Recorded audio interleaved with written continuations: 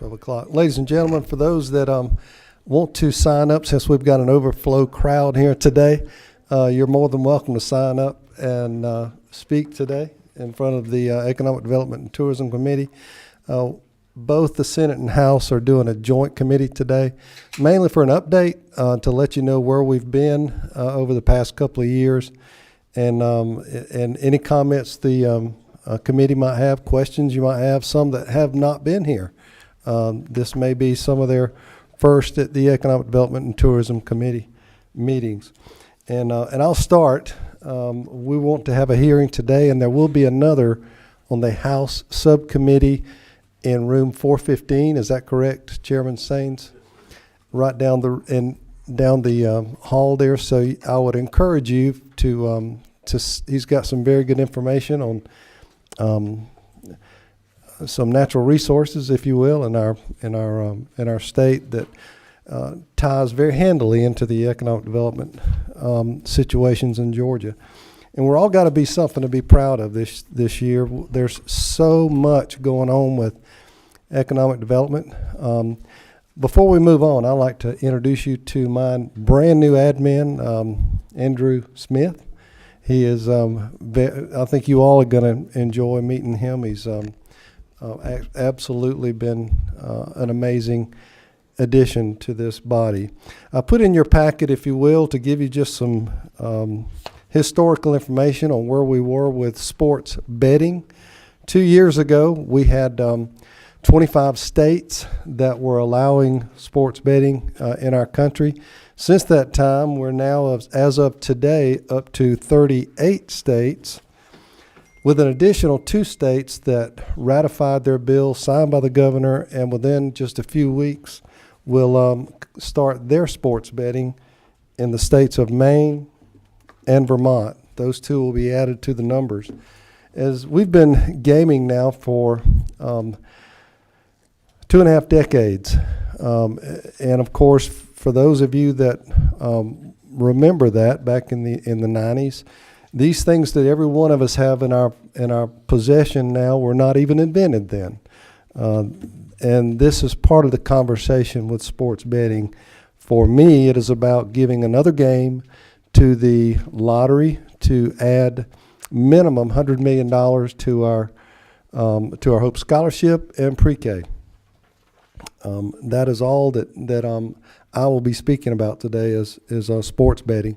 For those of you that may not know, every single one of our professional teams, football, basketball, have all asked us, soccer, they've all asked us to engage in allowing sports betting to occur and to give this tool on a electronic basis to the lottery and allow them to capture and allow these fans to have an opportunity for fan participation within these professional sports. I'll open that part up to any questions before I turn it over to the chairman of the Senate that has any questions regarding sports betting. But that's a snapshot of where we've been and where we are today. And Georgia is one of the 10 states that does not allow it. There are 2 states that allow nothing at all, which is Hawaii and Iowa, that allow no gaming at all. And maybe that's the question that we ask the voters. It's we've never gotten to the point to really ask the voters how they feel, even though we've gotten some polling data that's pretty favorable. Maybe that's the direction that we go. This did pass out of the Senate 2 years ago.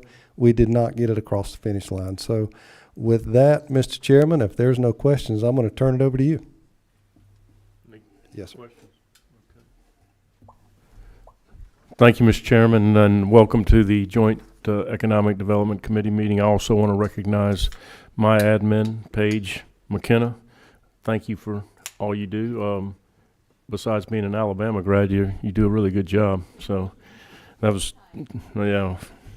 But anyway, I will tell you, I wanted to call this meeting because I'm for sports betting too, but I put in your packet a draft. This is just a draft. It has not been dropped yet, but I did want to get y'all's input. It's a constitutional amendment that I will be dropping the first day of session, and it deals with destination resort casino gaming, pari-mutuel wagering, and sports betting to let the voters decide on all three issues.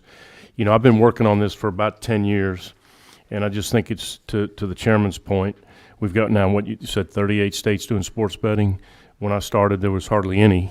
And I'm all for sports betting, but I will tell you from an economic development, job creation standpoint, sports betting is done through this.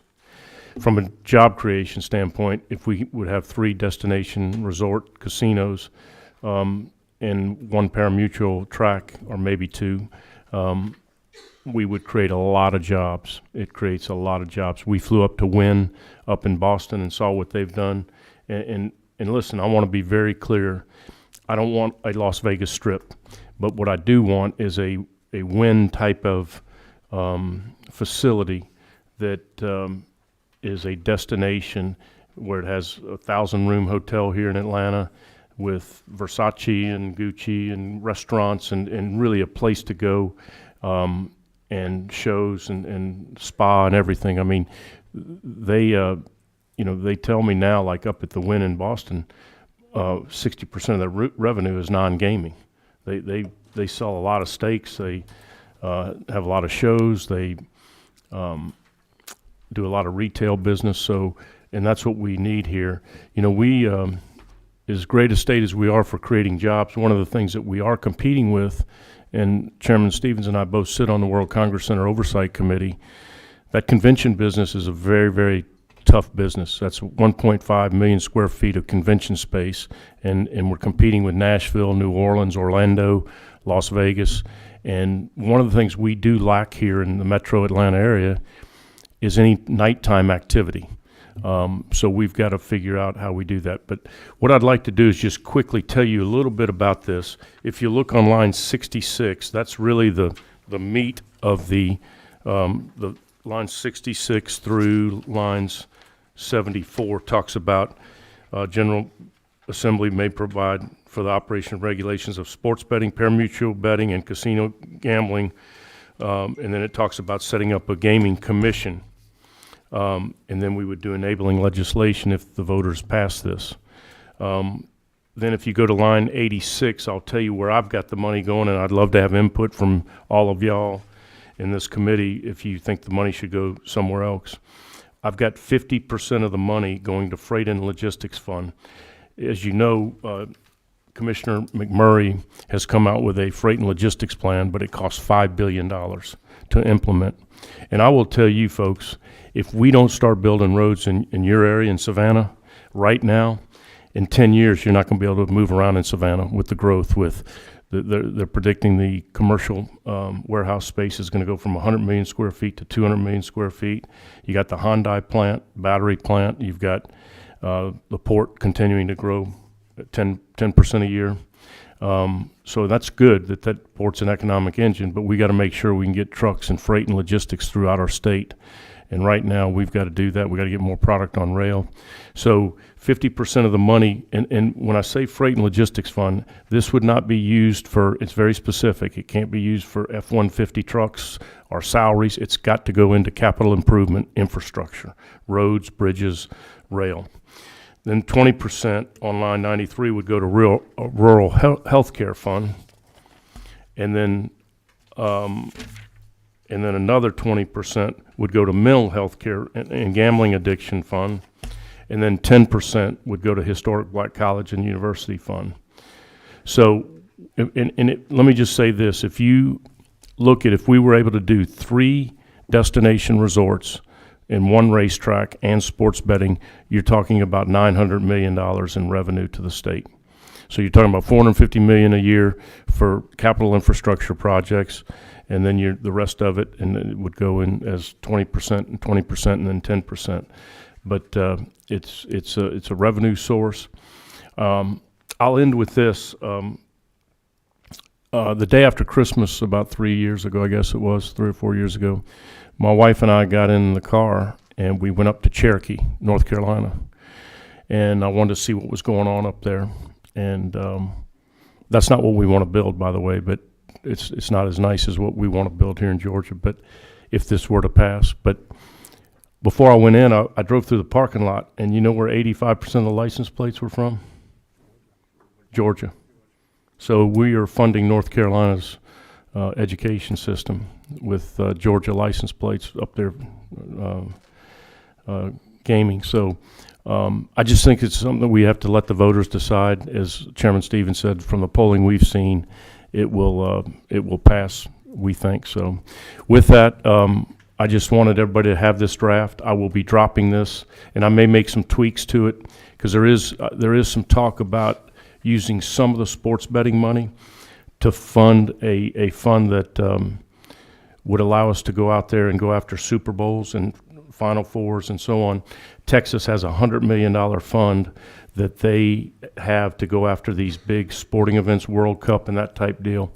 Right now, what we've done is we've depended on the business community to go raise, like when the last one, Doug Hertz was chairman of the Super Bowl committee, he told me he had to go out and raise $20 million.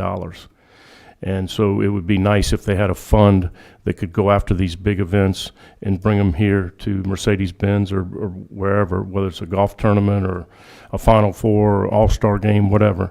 We may want to have a fund that's available to pursue those events, because it does take money to entertain those events. So with that, Mr. Chairman, I thank you for allowing me to share what I'm going to drop the first day of January, the first day of session next year.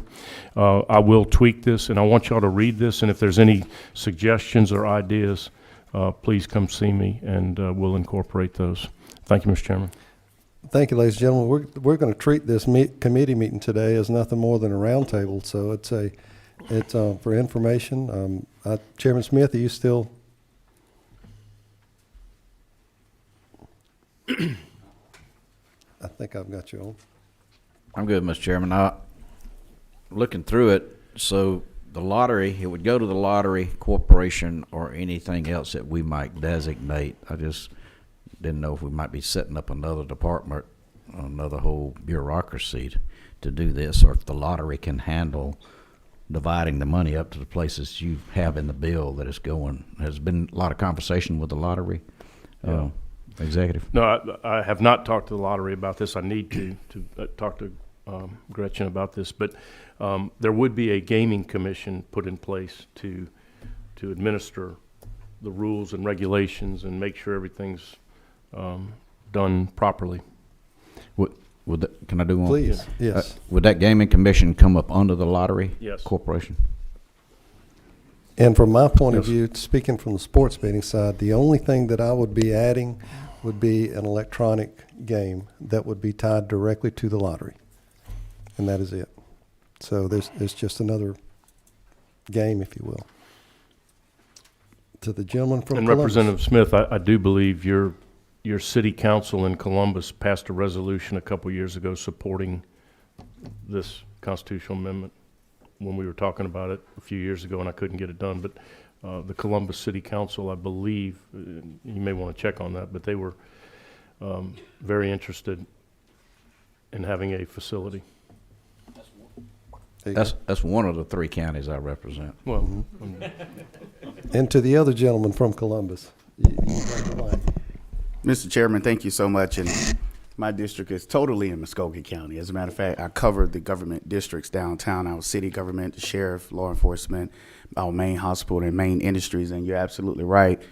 There was a lot of support for that for Columbus, and it still remains a lot of support in Columbus for this. We see this as a potential economic development boom that we need in West Central Georgia right now to bring in jobs, to bring in quality entertainment. And so, though I haven't had an opportunity to thoroughly read through this proposal, there's a few things I do want to address on it. Okay. In agreement with what you said, every other weekend I see busloads of Georgians leaving our state, going to Alabama, going to Biloxi, Mississippi, to contribute to their economic development and growth, when we can be keeping these dollars right here in Georgia. And this is a serious conversation that we need to have, because there are folks are landing on both sides of this issue. You know, my position has always been not to try to tell another adult what to do. Provide help when they need it, but give people operational freedom to do what they would like to do. But the last thing I want to see is great funds that we could be utilizing right here in our own state go somewhere else because we're not providing, one of 10 states that's not providing opportunities that they can get in 3840 at this moment. I would also like to mention, as far as if you create the fund that will go after the big games, the Super Bowls, the other events, World Series, things of that nature, college Final Fours or whatever, that you please do not touch the 10% that you have in there for HBCUs. That is a very critical component in this legislation. And I think it would be just a dynamic gesture to the state of Georgia and to many HBCU graduates that will show we are interested in making sure that these institutions that were established to provide education to the individuals that couldn't go to other schools during their time. These schools have mastered the ability to take a young man like myself. I'm a graduate of 2 HBCUs and Georgia College and State University in Millersville. So I went to a PWI and 2 HBCUs. And that institution took me, a little boy who grew up in rural Georgia, with a school system that was economically challenged. Wilkinson County is where I was born and raised. Less than 10,000 people. That's not a big tax base to provide the quality of education that our children need to be competitive in the world today. This is not just about economic development, but this is about sustaining who we are as a state and helping us move forward. So I look forward to the continuing conversation, but most importantly, I look forward to allowing the people of Georgia to decide. And that's what this is doing. This is going to be saying to the state, you make the decision. We're no longer going to get in the way of you being able to decide. And I think people for a long time have simply just said, let the people of Georgia vote on this. And that's what it sounds like you're doing, right? Correct. Okay. Thank you, sir. To my senator from Brunswick, did your light on? Which one were you? 26. Yes, sir. You have the mic. Thank you, Mr. Chairman. 2 questions. One, the $900 million revenue estimate, Senator, that you mentioned, is that that's direct, or does that include indirect sources like the multiplier effect of jobs? And I mean, wouldn't that, if you're going to get 900 in tax revenue directly from these games, wouldn't you get more than that from the jobs that are created, from the construction, horse farms, things like that? Yeah, I mean, I will tell you the numbers that they've provided me, the casino industry and the horse racing industry, and then the sports betting brings in about 85 million, I believe, to 100 million. You're talking about 900 million in revenue just from that. That doesn't count the people going to restaurants and so on. That's direct, Yeah. direct income. So Direct- there'd be a lot more. direct when you income figure to the state from your gaming. multiplier effect. You're Oh, going to have you're going to have a bigger multiplier effect. Okay, But 900 million, which again, the HBCUs would get 90 million a year. That's pretty good for them to put into their education facilities. my second question is: would there be anything in here to provide a community opt out if some community did not want Well, to that have? that would be in the enabling legislation. What we would do is say that after the voters vote on it, then the county that it's going to be in would have to vote on it. That's how we had it a few years ago, I remember correctly, Mr. Chairman, in the enabling legislation. We're not going to put that in the constitutional amendment, but it would be in the enabling legislation. Okay, thank you. So you'd really get 2 votes at it. Local control. Representative Franklin, was that your button? Evans, okay. Becky, Chairman. Yeah, so I just wanted to. pull your mic over. on that. So this is, excuse me. Thank you, Mr. Chairman. I just wanted to follow up on that. Yeah, so this is for a constitutional amendment, and if this constitutional amendment is on the ballot, would the enabling legislation be at the same time or not, or would it come later? Like if Savannah wanted a casino, would that come at the same time or later? I think it depends on how the constitutional amendment passes out. It could go either way. It could be by itself, or it could come with enabling legislation to answer these questions like the senator just brought up. So in my mind, you would need to probably pass both at the same time. So you're not passing a pig in a poke, as they say. Mm-hmm. Yeah, and I would agree with the chairman. I think people that want to vote for this constitutional amendment want to kind of know the I do details think they will want to know that. of Yeah. through the enabling legislation. So we'll be working on that also. But this is going to be a heavy lift because you got to have 38 votes in the Senate and 120 in the House. So we're going to have to really work hard on this. But I think it's time. I mean, we've been working on this for, like I said, I've been working on it for 10 years. I know you've been working on it for, Since Don Balfour was the chairman of Rules. yeah, so I mean, a long time. But it's time to let the voters decide, in my opinion. So we'll get this done out, and we will be working on enabling legislation. Pete, did you have a light? No, Okay, I was gonna you'd say, when it gonna be in the ballot? You talking about in November? It'd be, yeah, if we passed it next session, it would be on the November ballot. Anyone else? I will, was there anybody in the audience that wanted to speak on this issue? I will tell you that in some of our past hearings, just as we kind of wrap things up here, we've had some of the members that are some folks that came and said we should have none at all. So maybe that's an option, that we put the ballot question out that says that we shall continue to restate the constitutional question that's already law, and then say that you will vote yes for continuing gaming through the lottery as the conduit, or that we have nothing at all, so that those folks have the opportunity to vote no. Now, granted, that would, I believe, and all the polls say that it would pass overwhelmingly. But, of course, everyone understands that nothing at all means hope and pre-K goes away. That's the issue on the downside. But this question needs to be brought up. We need to talk about it. And if we've got 4 weeks before the session starts again. And if there's no more questions on the issue, Mr. Chairman, I'll let you close it out. Well, I did want to bring up one other issue, if we could talk a little bit about, Mr. Chairman, because I know we need to get out of here. But there's a lot of discussion about the film tax credit, and I want all of us to just think about that. And look, I'm all for looking at return on investment on tax credits, but I'm going to tell you, we have done very well with the film industry. And we need to be very careful when we start tinkering with that. And why I say that is, I'll give you one example. I went down to Sonoya with Rules Chairman Brass, and they showed us pictures of downtown Sonoya before The Walking Dead, and now what that has done for that town in creating restaurants and retail and housing, and people going there to see where The Walking Dead was filmed. I will tell you, again, we need to be real careful, because Tyler Perry and a lot of these folks have put money into infrastructure now. You know, when we first passed this film tax credit, they came and filmed the movie, then they went to California and did all the post-production. Well, now you can start from start to finish and do everything. We can do the post-production, we can do all the everything here. We don't have to go back to California. And I think that, you talk about a ripple effect with restaurants, Senator Hodges. I mean, you look at what's gone on with that, and the jobs it's created.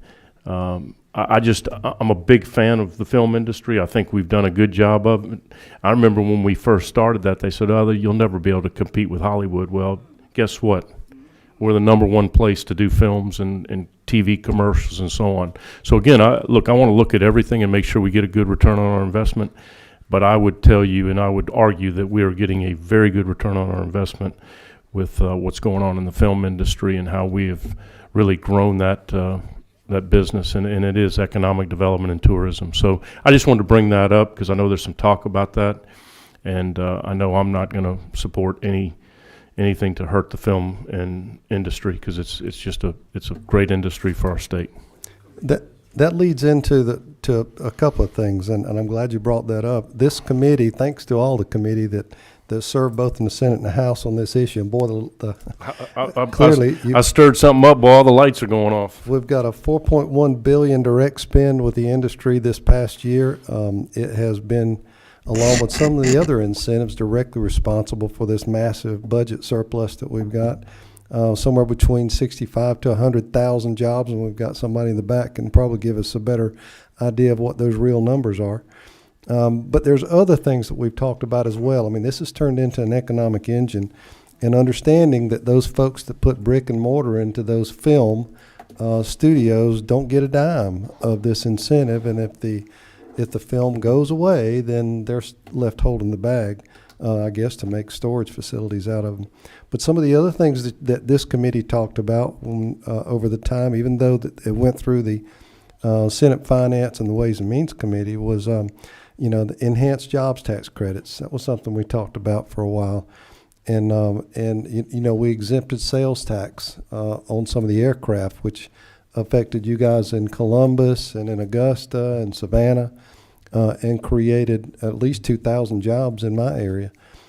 So these things that we chatted about, just mostly in round table discussions before they move on to the tax committees, have really benefited the state to where we've got essentially what I believe is one of the biggest surpluses in revenue that we've ever had.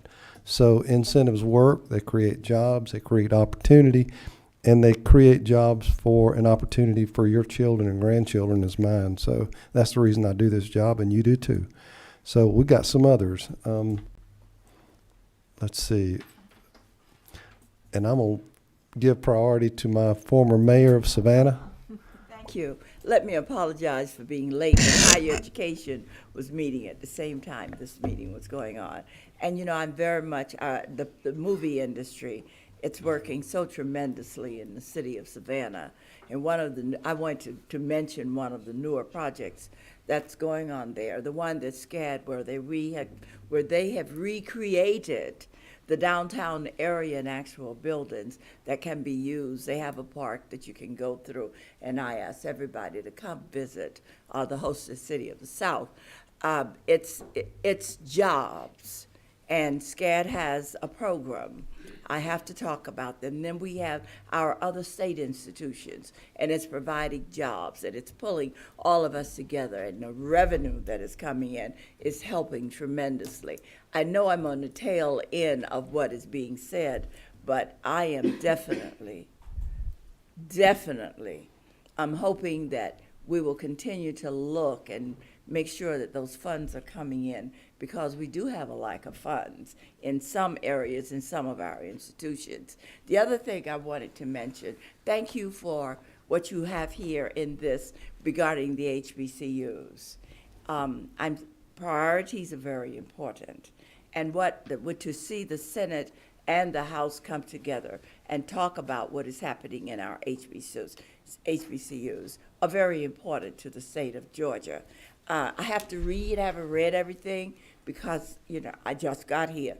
But hopefully we will continue to give some priorities to our HBCUs here in the state of Georgia. Thank you, my chairman. And to the former mayor, just so that I'll take the prerogative of the chair, whenever we started talking about the historic tax credits, which created $2 billion in investment on River Street. That's right. In Savannah. For those of you that might have gone there, she started conversation with some of us up here. So to the gentleman back in Columbus. Yes, sir. Real quick. I thought I was done talking. We opened up a new subject about the film industry, and in which the film industry has been absolutely tremendous to the Columbus area, and we're very appreciative of that. I was living downtown, have been in Columbus for about 2 years, and watched them flip a car off a bridge, and it burst into flames right there by the river. I think that was Fast and Furious, one of those movies. And they're even filming here downtown outside of the hotel where we're staying, just to show the activity that we have going on in filming. It's just so exciting. I met with the Flat Rock filming industry in Columbus which serves our area, one of the great facilities that we have there that's just ready to go any day to provide opportunities for filming. I will say we probably need to pull them in and have a more robust conversation, because there is some concern by the hub cities that they are not getting a good share of the business that is coming in because of some of the industry challenges. And I think it's something we can easily work out for them. So I don't want to misquote them, but I do want to put on the record that I think we need to have more of a listening session with the hub cities. Let's bring in Savannah and Columbus and Augusta and talk about the challenges there. But that's not a bad thing, because the film industry right now is off to a great start, and we need to continue that.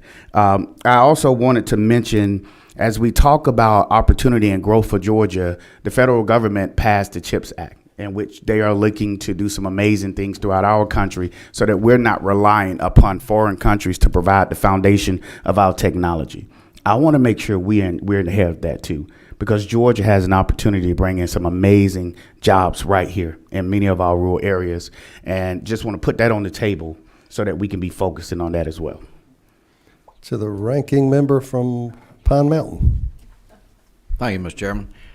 Senator, I agree with you 100% about not only doing post production, but doing all production, because I think I'm right. The director and the movie Color Purple, the entire movie was done right here in Georgia. And I had a chance yesterday to go visit Company 3 up in North Atlanta, and where a lot of the work was done, the finishing coloring, the sounds, I mean, everything. It was amazing. And so if we can get more, if that movie goes out and is successful and we become a movie hub, we can produce from start to finish those movies. So it was great. And yes, to my delegation member, chips is a big industry. It's important for jobs, but it's also important national security too. And right there with Fort Moore right there on top of us, we consider that being very important. Thank you, Mr. Chairman. Representative Evans. Thank you, Mr. Chairman. I definitely want to echo my support for the film industry tax credits, but that is not the question before us right now. Is that right? Or that's not related to this bill? It's We're just a opening conversation. discussion. Yeah, that's good. Okay. Strictly Good. roundtable discussion Right. today. Yeah, and as regarding the CHIPS Act, I would like perhaps the chairman might consider if there are people in our state that know about bringing in these grants. I would be interested in listening to them. Like I know for some of the other federal grants, people from EPD know about that, and I think we're maybe hearing from some in a subcommittee later. But anyhow, I don't know who would know about the CHIPS Act from our state, but I'd be interested just to hear about that from the state. The other question I do have, I just want to clarify something you said about the constitutional amendment. I heard you say something about if we have the constitutional question and it's an up or down vote, if we vote down, hope and pre-K go away. If you vote, and Is the that way was a this different constitution question, amendment yes. is worded? It depends on the way that it's worded. If we put it out that way, we've been doing this now for 2.5 decades. There is a group of our population that would like for us to do nothing at all, but there's ramifications to that. So I certainly hope that what we have here with the 3.6 million Georgians that have families that have gotten hope in pre-K, that that would not even be a possibility. But there's those that would like for us to put a ballot that says let's go away from gaming at all. I see what you're saying, but this question, the way it's worded now, would not put an No. end to hope and pre-K. No. Okay, thank you, sir. Not at all.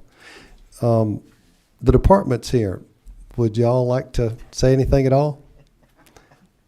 Thank you. Appreciate you coming and showing up. Is there anybody in the audience from the that would like to? By the way, thank you to the department. And for those of you that don't know, every corner of the state is just on fire right now with job creations and all kinds of challenges that are coming. Thank you for all the work that the department does in keeping us #1 state to do business, and of course all the challenges that come along with that. So thank you for all of that. Anybody else? Farouk, that you didn't get here late? Anybody else for the good of the order? Remind you again in 30 minutes that the subcommittee will be in where, and I'll announce again if you will. What's your number? 28. Okay. I believe we are meeting in 4:15, so across the hall. So you got about 20 minutes to get lunch. Yes, sir. Mr. Chairman, 13, resolution is going to be dropped in the Senate and in the House at the same time. The Senate is taking the lead. The Senate is taking the lead. Okay, Yes. thank you. Ladies and gentlemen, we're adjourned.